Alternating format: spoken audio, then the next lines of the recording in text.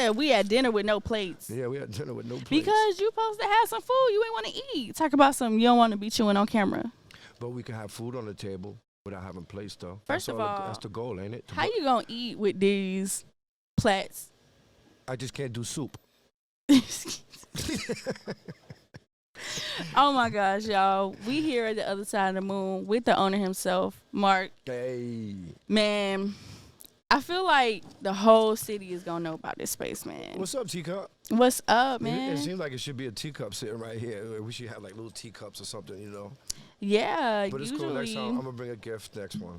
Oh, usually we have trees and things, but we're gonna keep it a little PG. I got you. Okay, so, man, what don't you do, man? Tour managing, set designing, working with artists, being a creative, being a parent, man. Okay, I told Mark, because y'all know we usually have something different each episode. I told Mark to make his own custom set, and he put this lady that was staring at me right here. That's Young Buddha. Okay. Mm-hmm. And then he got the young lady right here. Yeah, that's straight. Okay, with the Lord Jesus. Where should we start, Mark? Okay. You tell me. Other side of the moon. How did you even come up with this place? Other side of the moon, the actual thought about it came from, I'm into like the space stuff and the aliens and all of that. Like the movie Prometheus was real dope to me. So nobody's ever seen the other side of the moon once I realized that it didn't rotate. So every time you look at the moon, it's the same side. So nobody's ever seen the other side. So there's no pictures of the other side because it's dark, because the sun's not shining. So I thought about it. I was like, damn, whatever's on the other side of the moon is just original. It's whatever life wants to be. There's no right or wrong. You know what I mean? There's no law. It's not nothing. So I was like, you know what? I'm going to create a business like that. You know, and make something that is kind of different, what nobody's ever seen before. So how did you get people to start coming to this space? Well, prior to this, I was in the tour management world, and being the Corvette and all that shut down, so we didn't know what it was going to do. But being that I had a lot of relations from the tour management side, kind of saw things, and I had a lot of relations with people, and they would come through and add things on and tell me what to do, and kind of just word of mouth, just through past experience, backstory. Man, okay, so let me tell y'all how I found out about this place. First of all, it's like a 10,000 square foot warehouse.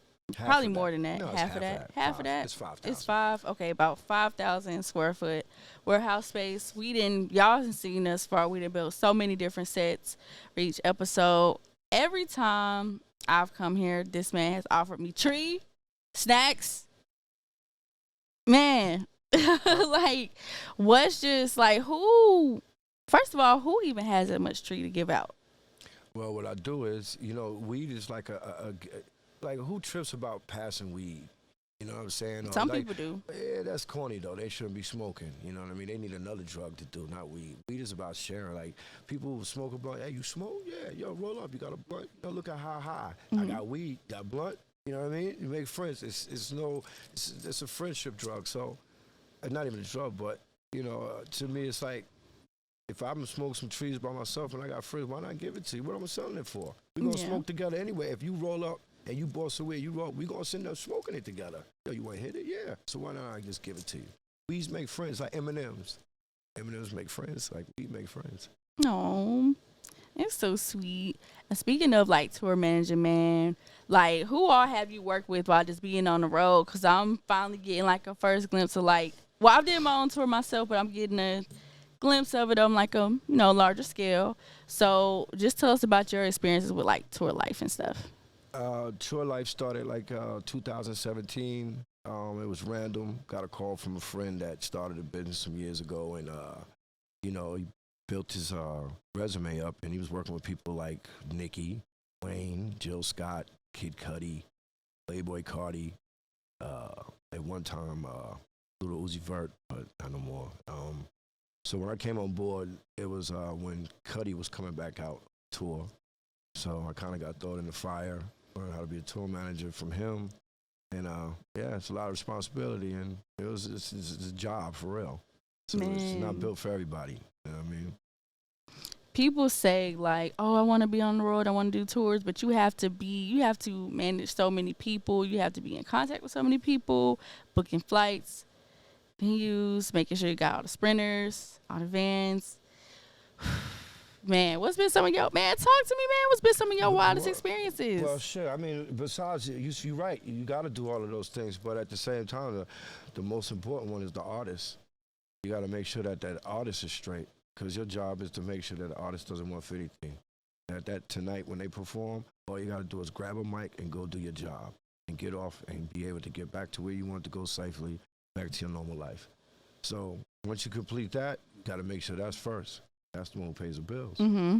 Then everybody else comes, and you got to kind of treat them the same way as well. But of course, the artist. So it is a big responsibility, and things are always subject to change. With people, the artist may say I'm ready, and they're not ready, and you got to, figure out something last minute and not, panic. Panicking is one. If you show some signs of panic and stuff like that, then people are gonna start saying, "Oh shit, not responsible. You can't handle it. What's going on?" So. Your poker face is definitely a plus in that. Okay. Man, talking to the mic, man. You talking all over. Man, y'all, this it's man don't stop talking. It's the weed, though. It's the weed. I'm sorry. What you smoking on? PG. I'm a sativa guy. You know what I mean? I don't smoke. I don't smoke gas for really. I'm a real prejudice type smoking weed guy. I'm sorry. I do the indicas and all that, but all of this right here is the cause because of sativa. That uplifting shit. That should get you creative, euphoria. Not that shit to put you to sleep. I ain't trying to sleep. Ain't nothing to do when you sleep. Right, exactly. You know what I mean? I don't dream too much, so it's like, I'd rather be up trying to just create whatever I can. So the weed kind of just enhances that one. So that's what I'm on right now. So what up? I'm up. So you up. So you on the sativa, you get in here, you get to working. What's some of the events that you done did here? Oh, man, I did a fashion show here. I did a roller skate. I do things, because it's the other side of the moon and things are not what we consider normal on this side of the moon. Mm-hmm. I try to do things I always wanted to do that we've never done. It's the other side. So, people do like sip and paint and things like that. I did skate and smoke. When was the last time you roller skated and smoked a blunt? Right? You know what I mean? So I put shit like that together. You know what I mean? Things that I wanted to do if I was smoking weed. Damn, I roller skate. Now, can I roll a blunt? If I roller skate, I never tried. Let me do it. So I did things like that. I've had just a lot of different kind of events. I got this event called A Session, where I gather networking, where a lot of people come by on Tuesdays, and the reason why me and you met, due to that. And I figured, on Tuesdays, I smoke weed by myself. Why not smoke weed with friends? Right. You know what I'm saying? So I invite people over. I put snacks on the trees. So I got snack trees, something different that you're not usually going to see when you go to a place, when you ever pluck some snacks off of a tree, off of a weed party, a session. You know what I mean? So I try to get creative like that over here. So that's what the sativa do. Man, you have like a whole bus that you ride around with, and it's like painted with graffiti. Yeah. How did that come about? Before the warehouse came about, before the other side of the moon, I was just bored, so I went and I looked, and I randomly see these people doing this thing called a schoolie, where they transform buses into like conversion, like they live off the grid. So I bought a bus, took the seats out, and I converted it. So after I did it, I got the warehouse, so it kind of played a part with this because it was different. I had a bus that had couches in it, and TVs and stuff. Then after that, I got in touch with a person from New York, a graffiti artist by the name of Renard Kelly. He's real famous up there in New York. He got a lot of murals and trains tagged, and he flew down here. It took 7 days. Took his time. It was kind of hard for me to explain to him what I wanted, but I was like, I want something that represents the other side of the moon. So he had to come here to see it because you can't tell a person what this is about. Right. It's more of an experience. So he came, he looked at it, took him a few hours, and 7 days later, I got a bus touched up real nice, official. My first art piece. And, so I look at it like this is an art piece where you could drive around in the canvas. You're actually in the canvas because he painted the outside of it. So I'm riding around inside my art piece. So that's how I look at it. Man, speaking of art, like one of our past episodes where you saw me and Lyric the Noodles with the dots, that was him. That was his idea to put dots on us. We said, hey, we want to do an interview with dots in our background. And he said, how about I put dots on y'all to make y'all pop out? There you go. Now, that idea came from I was looking at this different, it was like a museum. It's an art exhibit. It's this lady from Japan. She has a mental illness. And the way that she calms herself from the mental illness is repetition of dots. So one day she dotted like a whole wall in the thing, and it was like monochromatic dots. And people looked at it like as an art. So she actually does it as therapy for herself, but also as art to people. So once I saw that, I said, I'm gonna try this. So I did the dot thing, and there it goes. That's how that all came about. So it was inspiration for somebody else. That's usually what creativity is. Man, what goes on in your mind when you go to sleep? Like, who just wakes up and just comes up with all these? True fact about me, I don't dream. I'm not a dreamer. Never had a little scary dream. Never had no dream about some random shit. You know what I mean? So you sleep, it's just black. I sleep, I go to sleep because I was told that during the day is my dreams. You don't have to be sleeping to dream. That's just a thought. That's this side of the moon. The other side of the moon, it doesn't have to be nighttime for you to dream. You could dream during the day. You know what I mean? It doesn't have to be called a daydream either. It's just you was dreaming during the day. You thought of something and you created. So pretty much that's what I am. I'm a daydreamer, if you want to say it. I think about creativity during the day and I manifest it. And instead of waiting to do it, I do it right then and there. You know what I mean? Instead of waiting, I was just kind of manifested and attempt to do it right then and just to prove to myself that I can. Like the roller skating rink, the smoke and skate. That was a random 3-hour, damn, I never smoked and skated. I went and bought a hoverboard so that I could try it out because I had no skates. Hoverboard, I made the skating rink, manifested, I did it, I invited people. Now I'm on my 4th one. So I'm saying it's things like that. So it's not a nighttime thing, it's just wake up and just, open your mind to just outside, other side of the moon pretty much. Fuck outside the box, other side of the moon. Other side of the moon. Yeah, it's a whole difference. We both related a lot because we were both psychology majors. And I know you were saying, like, there's certain things that you do, certain gestures, certain things that you put in your space to evoke conversation or evoke things that people notice and stuff like that. So, like, how do you think psychology has influenced, like, your creativity?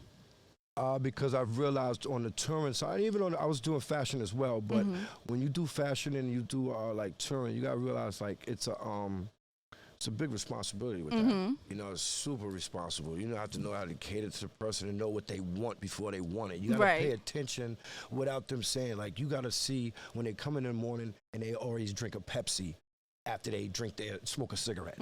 Okay, so you know what they do the next day? Have a bunch of Pepsis laying out. And then let them they're gonna recognize, they're gonna see it and say, wow, who did this? Oh, wow, yo, thank you. How'd you know this? Oh, man, I was just paying attention. See, when people admire things like that, especially if you don't think somebody's paying attention to you and you're the boss, and I'm sitting here watching, damn, every morning at 7:15, she goes by the water and she gets her cold water and she puts it in her thermos and she puts it in the freezer. Boom. Next day, you see it. You know what? After that, now you can kind of do that. Hey, I did it for you. Oh, wow, how'd you know to do it? I've been watching.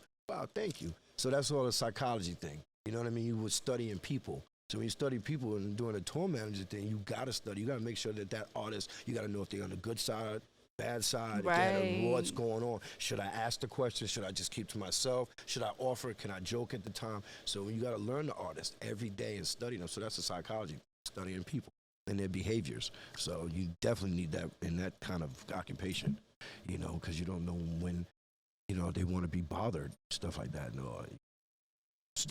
anything. But studying a person is definitely major in that. Man, what's next coming up for Other Side of the Moon? We going into like Thanksgiving, Christmas, and happy anniversary to you. That's what I was about to say. Yes. I was about to say, yeah, I made it 1 year. November 1st last year is when the creation started. It was just an empty warehouse with a school bus. And here I am a whole year later, and I'm doing Toyota commercials today from One Music Fest. Shout outs to them. Shout out to Yusef and all them. No doubt. Yusef and Royce, you know what I mean? My man Sil put me on. One Music Fest, they sponsored by Toyota, so they came here to do their shoot 4 times within this year, and today was their last day to wrap up the year. So that was beautiful to end the year of this business. And meeting you, this is my first time ever being on a podcast, so this was an accomplishment as well, you know what I'm saying? So I appreciate that. So yeah, I'm just looking forward now that I figured this business out. Like I was saying, I manifested it and just, this was something I never wanted to do. Yeah. Just something that just happened. And I just, walk by faith, not by sight. I just followed what I felt and created this, and now I'm doing podcasts. Now you're here, and now I'm doing Toyota, and amongst the other things that I've done, to bring people and show something different, It's not just the regular. You can live the regular life, but there's more to things, you know what I mean, that you may see, like these pieces here. You may say, as you watch, hey, wow, that looks crazy. Why does it look crazy? Like, what's so abnormal? Because you don't see it every day, you know, so that's what makes things so different. It's like, oh, that's weird, that's crazy. It's just, what's wrong with it? It's just art. It's just there, you know, what's wrong with that? Why can't that be there? Why can't she be going ahead? Why can't Flamingo be here? You know, what's wrong with that? Just because we're here, it's just, you know, so your mind is wherever you want it to be. That's what the other side of this is all about, what you want to do and create what you want. There's no right or wrong. That's so funny that you say, like, you're figuring it out, because I think since a lot of people, we have a lot of, like, COVID entrepreneurs, you know, a lot of people have gotten into entrepreneurship since COVID, and I think that's the thing. When you're an entrepreneur, you always have to figure it out. Like, there's no rule book. There's no plan. There's no strategy. There's people that have done things before you or similar things, but it's always a hustle, always trying to figure it out. Yeah, definitely with entrepreneurship, you got to. I mean, like, figuring this shit out was like, I ain't gonna say it's difficult, but I just kind of if you believe in yourself, you pretty much are not gonna let yourself down. You know what I mean? So everything I did here, I tried my best to do it, and look at what it turned out to be. So I look at it, was there any failures in this year? Absolutely not. Did I fuck up anything? Absolutely not. Did I make a mistake? Nope. I learned about stuff, and I tried, and it was not error, a lot of trial. There was no error. It was all trial, and I figured out stuff, and I said, oh, I could do it this way. Wow, and I could do it this way as well, and I could try it this way. There was no error. There's no room for error when you're an entrepreneur and you're trying something for the first time. There's no room for error. So you always just got to say it's going to be a successful day, every day. Successful. I got it. I'm good. It's not being cocky. It's just being confident. You know what I mean? I think that's the road to success, and I think I could pat myself on the back and say I had a year of success right there, you know? Can I do that? Go ahead. I was going to do it for you, but I didn't want to be, because we geeking. I didn't want to, like. There we go. We love pats on the back. All right, man. Thank you so much, Mark, for always letting me use the space every week. Definitely. Y'all, I know y'all can't wait to see what more we come up with. And can they follow you on social media, or are you like a low-key type person? Nah. I do. You know, that's crazy. I'm just this year. This time around, I'm gonna deal with the social media a little bit more. Yes. This year's been there we go. Word of mouth. It's been word of mouth this year, which has been great because I was old school. You know, I did it, but this year I'm gonna try. So my Instagram is the other side of the moon, but it's the initials OSOTM. .LLC, other side of the moon .LLC. Hey, and right y'all there. push up on us, man. We out in the boonies, but I promise you it's worth it, because it's really the other side of the moon.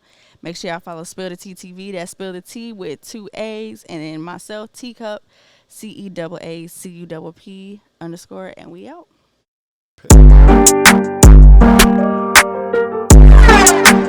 Hey, yo, Ren, turn that up.